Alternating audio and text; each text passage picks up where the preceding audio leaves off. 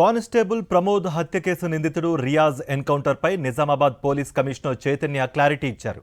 నిజామాబాద్ జిల్లా ఆసుపత్రిలో రియాజ్ చికిత్స పొందే సమయంలో రియాజ్ చాలా గోల చేశాడని, అతన్ని బెడ్ పైన కూర్చోబెట్టేందుకు పోలీసులు ప్రయత్నం చేసే సమయంలో కానిస్టేబుల్ నుంచి తుపాకీ లాక్కున్నాడని సిపి తెలిపారు.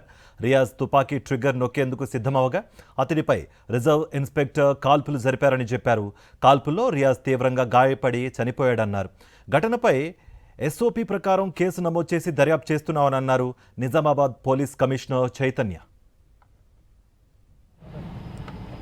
గవర్నమెంట్ జనరల్ హాస్పిటల్లో కానిస్టేబుల్ గారి దగ్గర ఉన్న తుపాకీని లాక్కుని రియాజ్ ట్రిగ్గర్ ఒత్తడం మొదలుపెట్టాడు. అది పాడేయని ఆర్ఐ చెప్తున్నా వినకుండా ట్రిగ్గర్ ఒత్తుతుంటే గత్యంతరం లేక ఆర్ఐ గారు ఫైర్ చేయడం జరిగింది. ఫైర్ చేయడం బుల్లెట్ ఇంజురీస్తో రియాజ్ ఆడ కింద పడిపోయాడు.